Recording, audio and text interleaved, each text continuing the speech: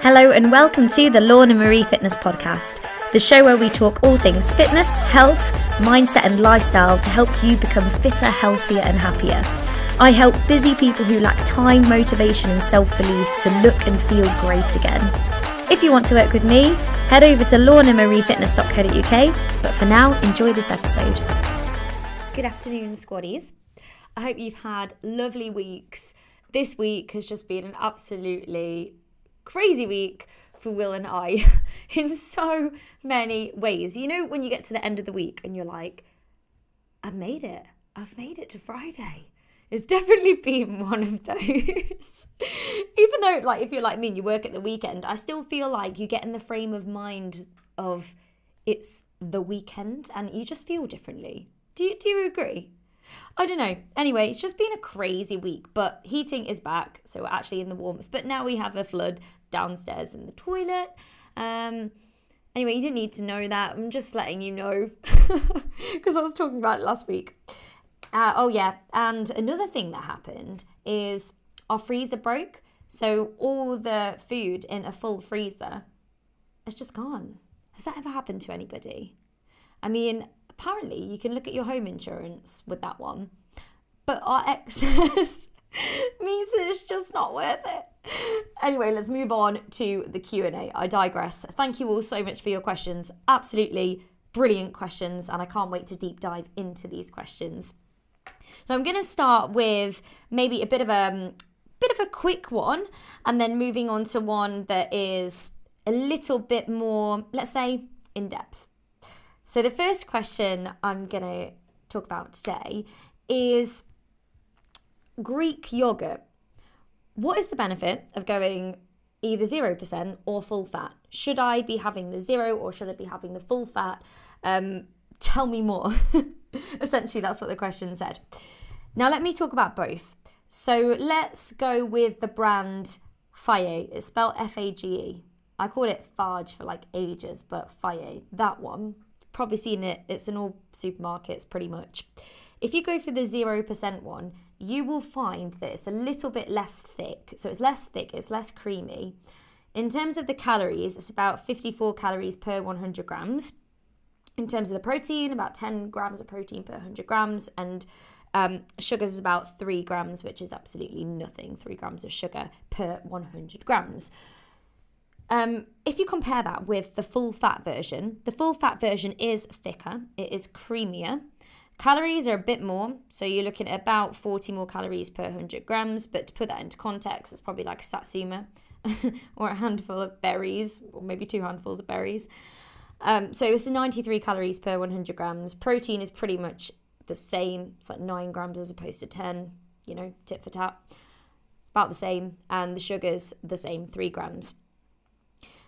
Now, with the full fat, a lot of people do say that they tend to actually feel more satiated after having the full fat. And it is true, generally, if you have things that are high in protein, that are slightly higher in fat, you will feel fuller for longer. So there is that argument. I mean, depending on how much yogurt you're eating here, we're not really talking a massive difference.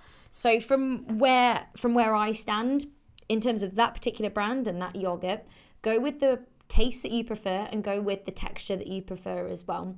It doesn't really matter too much on that one, on that front. If you're on a fat loss journey and you're looking at, trying to spare any calories you can, maybe that is an option. But if you do feel fuller after having the full fat version, when I say full fat, it's like 5% fat. If you feel more satiated, then, it's keeping you fuller for longer. There's that argument as well if you're on a weight loss journey. With yogurts in general, if you go for a 0% or a low-fat yogurt, they tend to compensate by absolutely pumping it with a load of sugar. And that can cause sugar spikes and lead you, to be feeling hungry afterwards. So you're going to get like a dip in your energy levels after a sugar spike. You just need to look at the packets on those ones.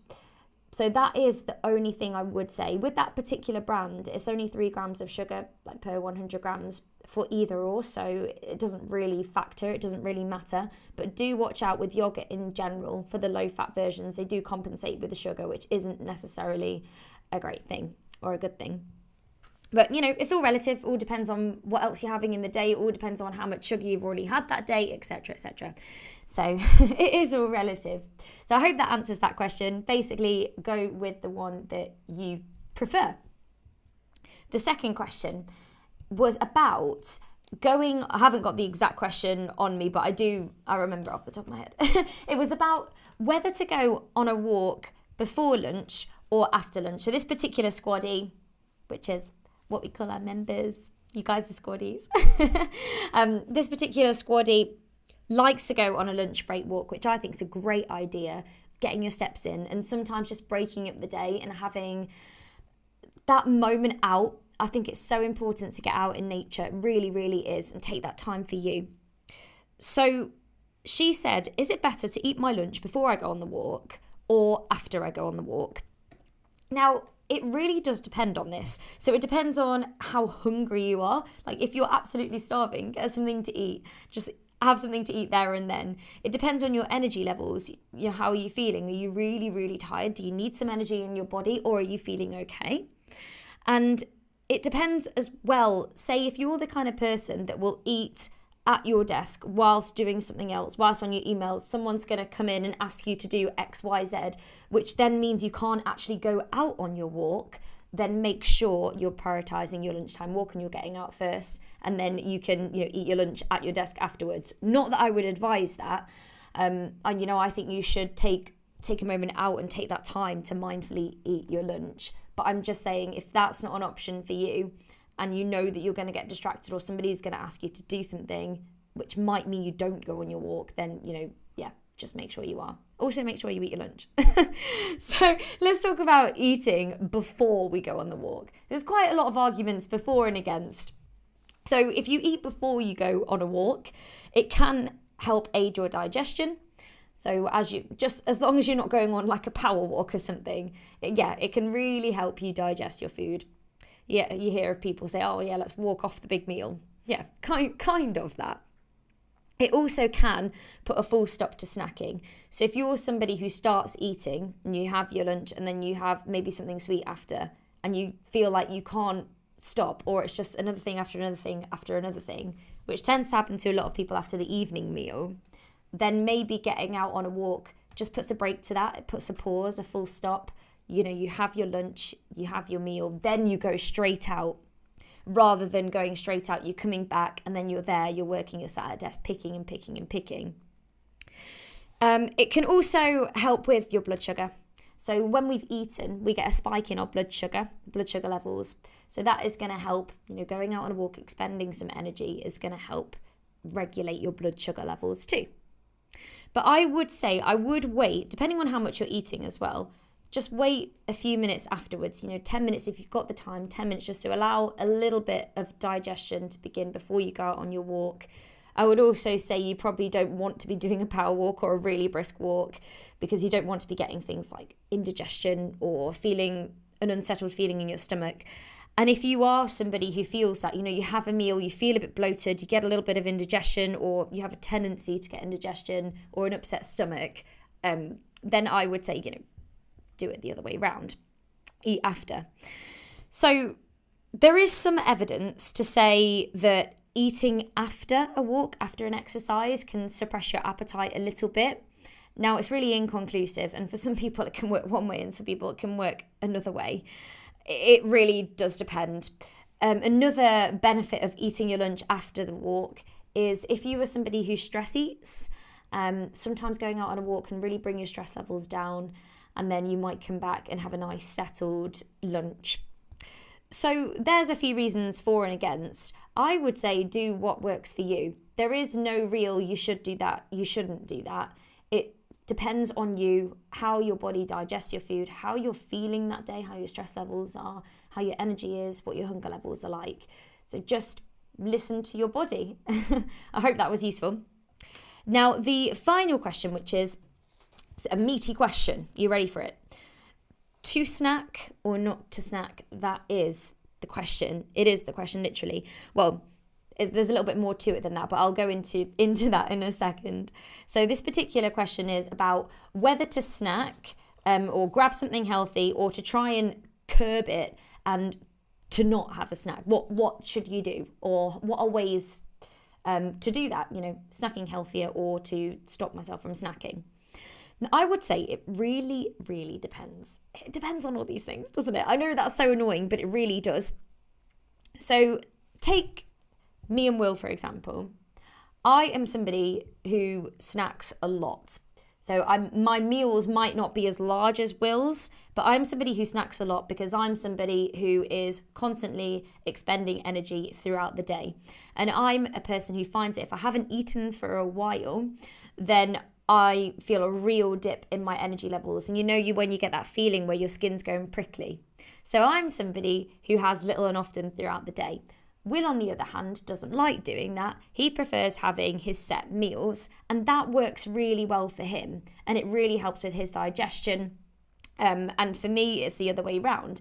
So it depends on the person. It depends on your demands, your energy demands. What are you doing on a daily basis? Are you just about to go on a workout? Have you been running around all day? Or have you been sat at a desk? What are your energy demands for that day? What do you need to do, and how do you feel? So you just need to tap in first to see how you actually feel. And this is a little trick that you can use. It's called the HALT technique. So that's HALT. Now the first one, the H, is see if you're hungry. So are you actually physically hungry right now? If you are, then that's your body's way of saying, hey, do you want to feed me? So you can go for something healthy, go and get a healthy snack. I'll talk through that in a second. I'll give you some suggestions as well. The second one, number 2, the A. Now, officially it's angry, but in this context, you can use it as anxious. Are you angry, anxious, or emotional? Are you emotionally eating? Which a lot of us do, but this is why you use this technique. HALT, take a little moment. Why do I want to do this? Why do I want to go and eat that chocolate bar? Is it because I'm annoyed at what happened at work today? Do I need it? Then just review it. So are you emotionally eating? L is for lonely. And in this instance, you could use it as bored. So if you are bored, are you finding that you're sneaking into the kitchen? Are you picking? Finally, tired. And that might not necessarily mean that you need a snack. Sometimes it does. You just need that little boost. Sometimes you might need re-energizing in another way, getting out in fresh air, going and having a bath, getting to bed early, or maybe even drinking some water. Are you rehydrating? Are you hydrated enough? So it is about taking that moment. Okay, I'm going to snack, or I want a snack. Why? Is it because I'm hungry? Is it because I'm bored? Is it because I'm feeling emotional? Is it because I'm tired? And then you own that choice. You own that decision. What are you going to do about it? Are you going to have something or are you not? But know that you are making that decision based on how you feel in that moment. So one other thing as well that I want to talk about here is it a habit? Now it is really, really common, and that can be an environmental thing as well. And like I said earlier, it usually happens to a lot of people after their evening meal. It almost becomes this open window where you keep snacking. Or say if you sit in front of the telly at night and it's this mindless snacking. Is that a habit? And if it is, maybe change your environment. Maybe do something else as soon as you finish your meal. Go on a walk, get a shower, get a bath, distract yourself in some other way. Maybe instead of eating snacks in front of the telly, maybe you go and do something else. You read a book or you watch something in another room if you've got more than one telly, I don't know. Change your environment in that case. And another reason can be, this is more on the emotional side, is the stress. And then it's kind of thinking about, okay, well, what am I going to do to actually combat the stress rather than eat the stress away, which isn't going to work and probably going to make you feel even more stressed. What are you going to do about that feeling, that stress feeling? Maybe you do some yoga. Maybe you take a moment and do some box breath where you breathe in for 4, hold it for 4, breathe out for 4, hold it for 4. Sounds silly, but it really, really does help. Just breathing. Maybe it's just making a cup of tea. Now, let's talk about healthier versions, so healthier snacks. So we've already talked about, okay, do I avoid snacking? We'll do the HALT technique. Okay, let's say that, no, I am hungry. I am hungry, or I feel like I'm going to fall flat on my face. I need some energy. Now, in terms of healthier snacks, you want to go for less processed foods. So foods that are more, how do you say less processed? More not processed. Have been through less processing. That's an awful way of explaining it. I hope that actually means something. Have been through less processing. As in, think of the things that come from the ground. Okay, Lord, I continue. Carry on. Also, think of things that are going to nourish your body. We all know what we should and we shouldn't be eating, right? We all have an inkling. So think of things that are going to nourish you, and also try and aim for things that are high in protein if you find you're getting hungry all the time, because it will keep you satiated for longer. These could be things like a banana, a piece of toast and peanut butter, or apple and peanut butter. It could be carrot and hummus, or maybe red pepper and hummus, or cucumber. It could be Greek yogurt with some berries. A bowl of porridge is great, or a bowl of less processed cereals, great. And if you do like the processed ones, that's fine. If that's, the thing that you want to have, we follow the 70-30 rule. So 70% of real nourishing foods, 30% less nourishing. So having a bit of what you want. But in terms of the healthier snacks, less processed cereal, bowl of porridge, sandwich, there is nothing wrong with a sandwich. Rice cake with cottage cheese, maybe a bowl of soup. Loads and loads of different ideas. And please feel free to share your ideas as well. Go for it. It's great. It's really good to hear. And there's just a few ideas. So if you want to go for something healthier, and also, as I said before, just make sure you are properly, fully hydrated. That is going to help. It's going to help your body's digestion as well. So they're the three main questions today. I really hope that's been useful. I'm just going to check the live to see if anybody's asked any questions while I've been live. But if you do have any other questions at any other point, just let me know anytime. You can comment on this video, you can message me, and I'd be more than happy to answer. And this is something that we're doing every week, team. So going live, answering your questions on a Friday, just to give you that value. You can ask me anything. Ask me absolutely anything. And the thing is, if you've been thinking of it, chances are somebody else has been thinking about it. So I want to give you as much support, as much value as I possibly can, and answer all of your questions. So make sure, squaddies, you're sending me your questions. So again, I hope this has been useful, and I will see you in class on demand, or I'll see you live on Monday. Have a fantastic weekend, everybody.